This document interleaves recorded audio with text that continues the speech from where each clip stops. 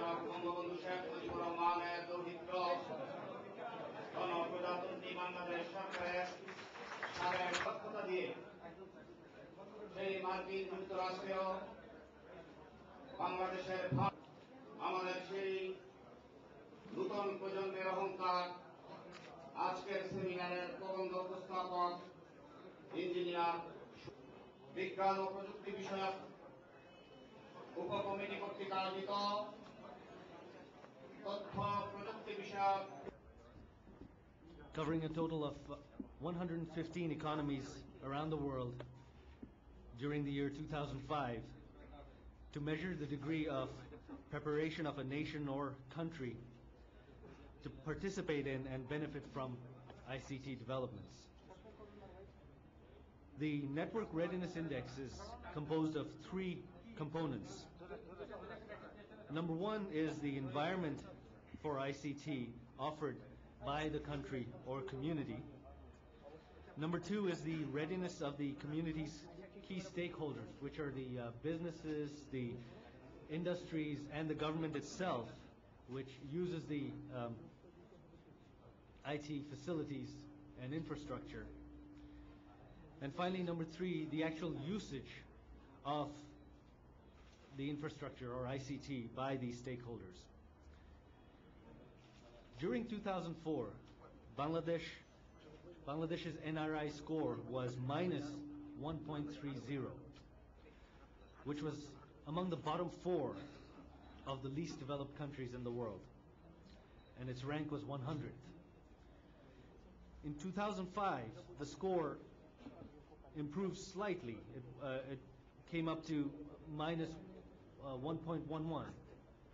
However, the rank actually decreased to 110th out of 115. India now has 44% of the global outsourcing market. Current projections are that this is going to grow to 51% by the year 2008. However, along with this growth, India is facing another problem. As its industry develops, its pay scale and the standard of living is increasing, and along with that, they're seeing a rise in their cost of labor.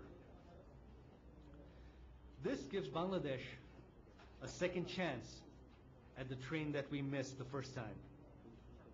However, to compete globally, we must develop our ICT industry. We already have vast human resources. What we urgently need is sufficient bandwidth and a stable supply of power. You cannot run computers without electricity. During the Awami League's tenure from 1996 to 2001, we added 1,500 megawatts of power production capacity. We had a projection that over the next 5 years, we would need an additional 1,500 megawatts. This government, by its own admission, has added a net 0 megawatts of power production capacity. And I'm sure you're all feeling the effects of this in your industries and at home. One simply cannot develop a nation with a shortage of electricity. The Awami League government also took the first practical steps towards ICT development in Bangladesh. Before our government, ICT was not even considered as a factor in Bangladesh. The concept did not even exist. To encourage investment in the software industry, we allocated 100 crore takas in our 2000 to 2001 budget. We eliminated all import duties on computer hardware, software, and peripherals.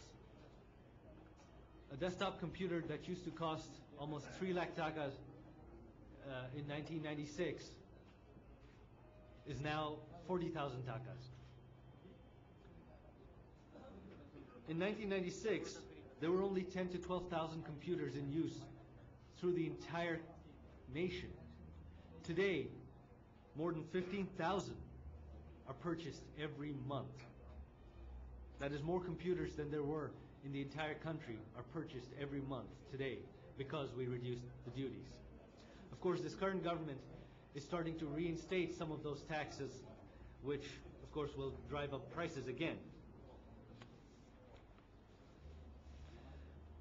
Before the Awami League came to power, computers did not exist in government offices. None of the government offices use computers. They use typewriters. Even I was surprised to find out, living in Washington, that our embassy in Washington did not have a computer, and they would type a letter if they had to type a letter to the U.S. government, they had to do it on a manual typewriter, and anytime they had to make a correction, they had to retype this letter, which shocked me. So we started the process of computerization. Our ambassador in Washington, he installed an internet connection and bought computers for all their offices. We started procuring computers for all our government offices here in Bangladesh, to where now they're all very developed and completely computerized. This does not exist before the Awami League government. As far as bandwidth is concerned, during the first BNP administration, from 1991 to 1996, the country was offered the option of connecting to a submarine fiber optic cable at absolutely no cost to Bangladesh, for free. Unbelievably, the BNP government refused this offer. Subsequently, we fell behind the curve on IT development. India installed its own submarine cables, and you see where they are now. Perhaps if 15 years ago our BNP government had the foresight to take this initiative, we wouldn't be discussing about developing our ICT industry today, 15 years later. The Awami League government, of course, initiated this current submarine fiber optic project. This was not initiated by the BNP, this was initiated by the Awami League government. Consortium cables being built in the Bay of Bengal that we could connect to. Of course, once this government took over the last 4 years, with the delay in the project, a consortium cable, CMIWI 4, was planned in the Bay of Bengal and built. The government chose to connect to this cable because in a consortium cable, the cost is shared among all the consortium partners. However, the cost of the current submarine cable project was inflated to where this current cable is now costing the country the same as the cable that we had planned. Even though it is a consortium cable, the country has not realized the cost savings at all. Part of that was done through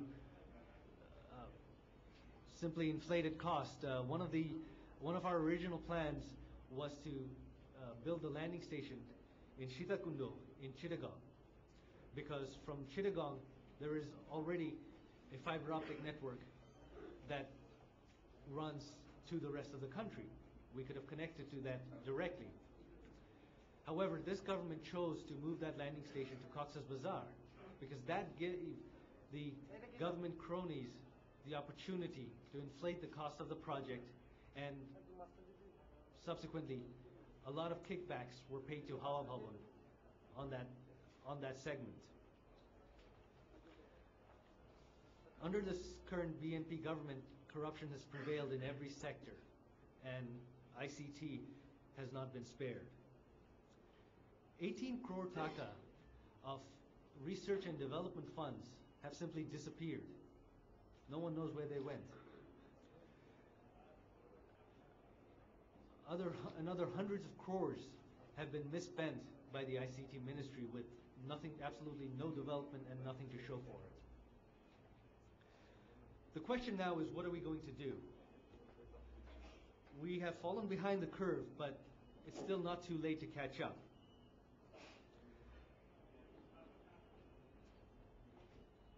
During the Awami League government, during its tenure, we established a track record of developing the nation's power infrastructure.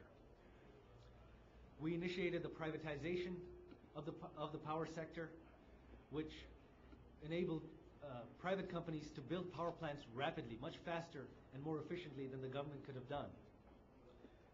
And we were able to keep power supply matched with power demand. Those same policies will continue if the Awami League comes back to power, and we hope to, within a short amount of time, to make up the power deficit that we have and keep up with demand now and in the future. Part of what I would like to do today, besides my speech, which you all have a copy already, is to discuss with you, to take feedback from you as to what your thoughts are and concerns are as to what is needed to develop the ICT infrastructure, since you are all in the industry. I have some ideas of my own that I would like to present, and the hope is, the plan is that we will be able to take your suggestions and some of these new ideas and incorporate them into a formal policy for a future Awami League government to develop the ICT industry. I propose to develop e-government initiatives which exist in all developed countries. The first step would be to put government information online, such as budgets, expenditure. This will bring about a certain amount of accountability and transparency, because the common citizen will be able to see how much the government has allocated for which project, how much they've actually spent, and where the money has gone. Next, we should create national databases and networks for the police system, for our police forces. This will increase their efficiency in tracking criminals and criminal activities nationwide. This will improve law and order, prevent instances of police abuse, and it will help us fight terrorism in this country, which has become probably the #1 problem today, and which this government seems unable to contain. We also need to institute online citizen processes which exist in most of the developed world, such as filing your taxes online, land registration online, tender and procurement services online, as well as a system for filing public grievances and following up on them online. This will empower the common citizen. My ultimate goal is that eventually all citizens of this country will be able to conduct any and all transactions online without having to go to a ministry, stand in line, pay bribes to everyone from the peon right up to the secretary just to get something mundane done. That in and of itself will, I believe, will almost completely eliminate the scope for corruption in the government bureaucracies. Finally, we have, once again, the issue of bandwidth. What can we do about it? You may have read in the papers recently and even this morning that the submarine fiber optic cable is complete and is finally being connected. But just building the cable alone is not enough. The bandwidth must reach the businesses and the entrepreneurs who will have to use it. There must be proper and sound policies put in place to distribute the bandwidth. The current submarine cable has a network bandwidth of 10 gigabits per second, which is projected to be sufficient for Bangladesh until the year 2010. However, the current BTTV network can only transmit a maximum of 2 megabits per second, which is just over barely 1/1,000,000th of the capacity of our submarine cable.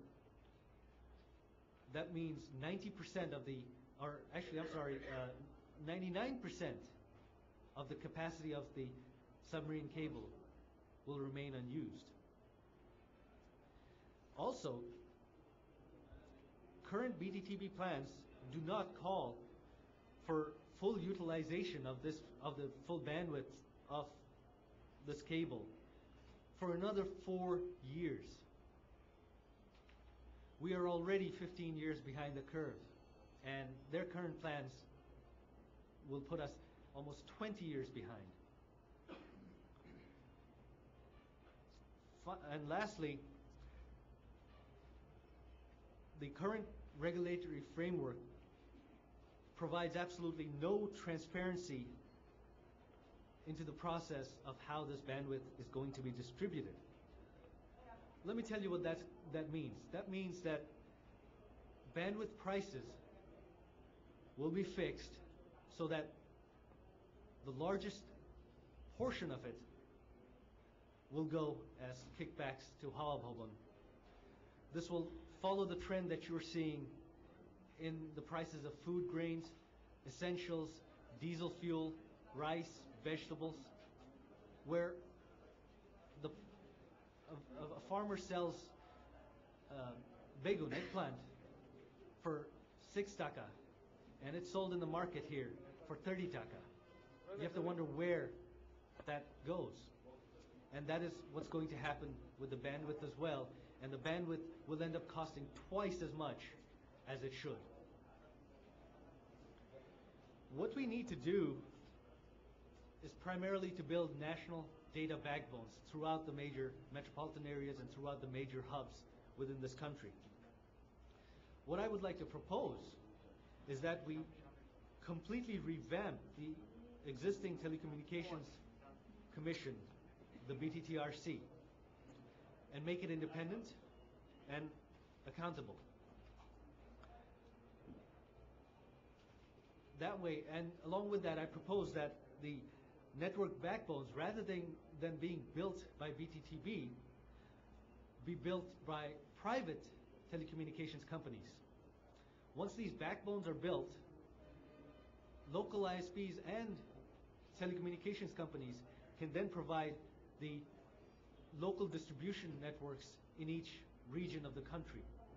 That way they can customize it and tailor their solutions to their region's infrastructure and terrain. This would free the government of the vast cost necessary to build the distribution network throughout the country. Part of the reason I believe that is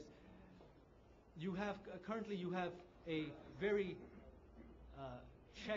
checkered hodgepodge network of ISPs that are distributing connectivity, a lot of them using wireless local loops and wireless broadband connections.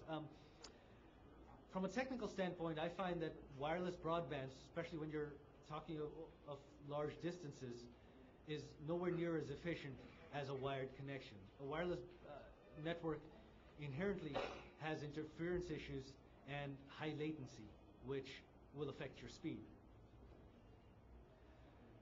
In the software sector, entrepreneurs must pay more attention to developing local expertise rather than just trying to resell foreign software. We should not just become a sales office for foreign IT shops, but rather an outsourcing nation where we are developing the software that is used in foreign countries, which is what India has been doing quite successfully for almost a decade now.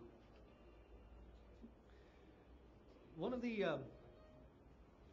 areas that I've noticed that Bangladesh is weak, which the US is very strong and India has developed a lot of expertise in, is overall project management.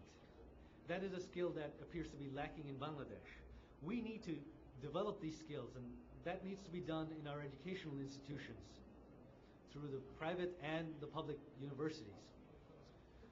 We also need to initiate computer usage and training, not just at the college level, but at the school level, to where if we can train a new generation, the future generation will be computer savvy from the get-go, and computers will not be something new to them. We also need to think about technology that can change the lives of the common people. This could be new ways, new technologies which enable farmers to pump water rapidly and cheaply. Alternative fuel for cars which reduce emission and increase efficiency and reduce our dependence on foreign oil. We need to think of technology not just in terms of telecommunications or software, but as tools to improve our daily lives. Technology can improve the efficiency of every aspect of our lives and our nation. I believe that maximum utilization of technology is our shortcut to modernization, and we must take advantage of it.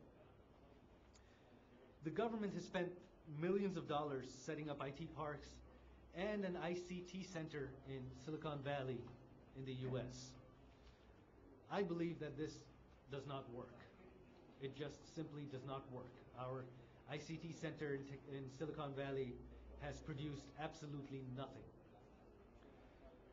What we need to do instead is simply to provide the infrastructure and policies, and let the private sector, all of you, develop the industry. That is what has happened in the US. That is what has primarily happened in India and Singapore and most of the other technologically advanced countries.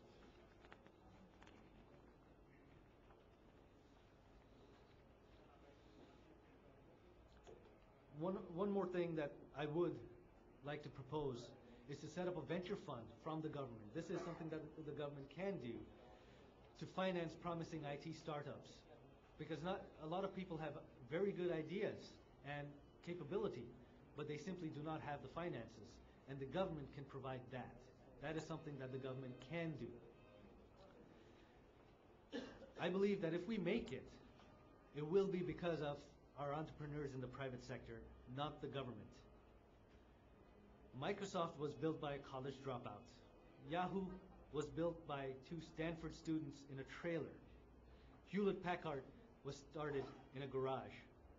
We have to find our own Bill Gates and make sure they have the tools to succeed.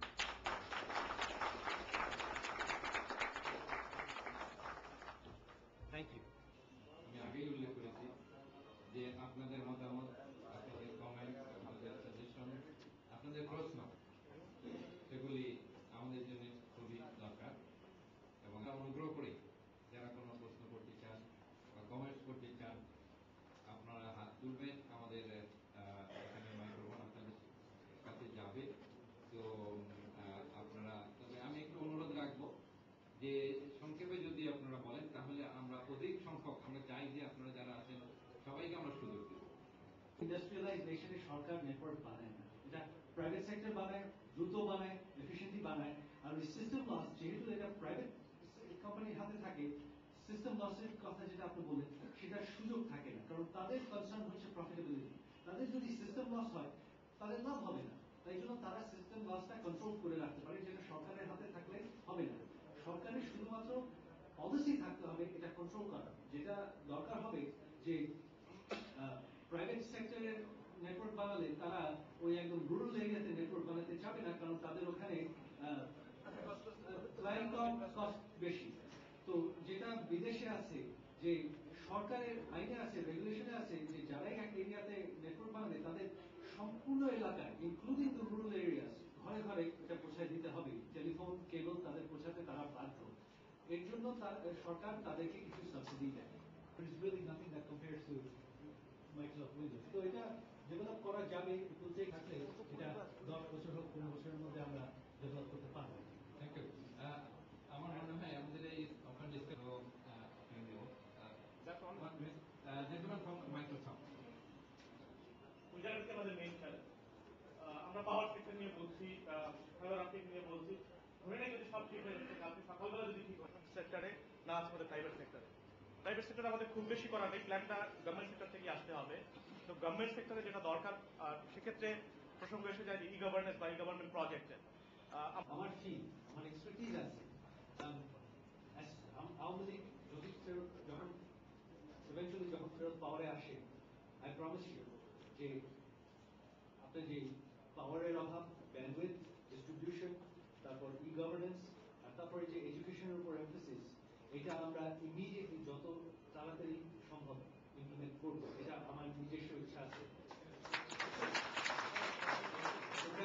এখানে একটা একটা হয়তো একটা ছোট একটা জিনিস আপনারা খেয়াল করতে পারেন যে আওয়ামী লীগ যখন প্রথমবার পাওয়ারে ছিল, আওয়ামী লীগের যে আইটি সেক্টরের উপর থ্রাস্টটা, এটা আসলে ম্যাটেরিয়ালাইজ করেছে আপনার 99-2000 থেকে, 96 থেকে হয় নাই। কারণ একটা ছিল যে আমার নিজের গ্র্যাজুয়েশন হয়েছে ইউনিভার্সিটি অফ টেক্সাস আর্লিংটন থেকে ডিসেম্বরে 97 এর শেষে।